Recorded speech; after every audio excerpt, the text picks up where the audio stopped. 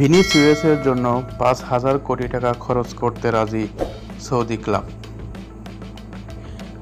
Brazilian winger Vinicius জুনিয়রকে দলে পেতে মরিয়া সৌদি ক্লাব আল আহলি।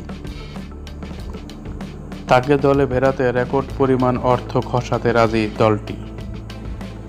ইউরোপীয় সংবাদ মাধ্যমে খবর দেওয়া হয়েছে, রিয়াল মাদ্রিদের এই ফরোয়ার্ডের জন্য নাকি ৩৫০ মিলিয়ন ইউরো বা বাংলাদেশি মুদ্রায় প্রায় ৪,৯৪৫ কোটি টাকা ট্রান্সফার ফি পরিশোধ করতে তৈরি আল আহলি। যদি এই দামে রিয়াল ছেড়ে আল আহলিতে পাড়ি জমান ভিনিসিয়াস, তাহলে এটাই হবে ফুটবল ইতিহাসের সবচেয়ে ব্যয়বহুল দলবদল। বলে নিচ্ছি, যারা এখনও আমার চ্যানেলটিকে সাবস্ক্রাইব করেননি তারা অবশ্যই চ্যানেলটিকে সাবস্ক্রাইব করে রাখবেন। সামনে আরও নতুন আপডেট ভিডিও আপনাদের দিতে পারবো আশা করি। তো চলুন পরের সংবাদগুলো একটু জেনে নেই।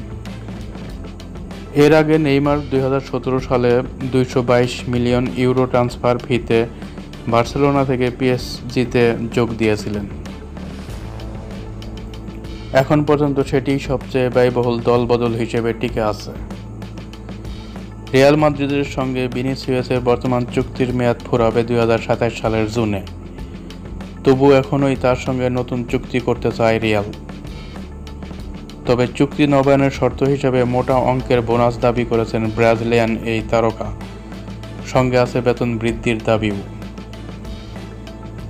রিয়াল তার সেসব শর্তে রাজি নাকি রাজি না এ নিয়ে যখন কিছুটা ধোঁয়াশা তৈরি হয়েছে, তখনই আলোচনায় এলো আল আহলির নাম। যদিও এখনও কোনো পক্ষ এ ব্যাপারে আনুষ্ঠানিকভাবে কিছু জানায়নি।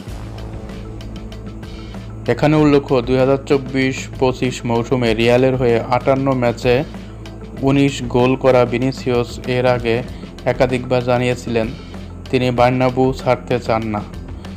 তবে সৌদি ক্লাব যদি সত্যি তাকে মোটা অঙ্কের চুক্তি করে বসে, তখন তার মত বদলাতে পারে বলে মনে করছেন সংশ্লিষ্টরা।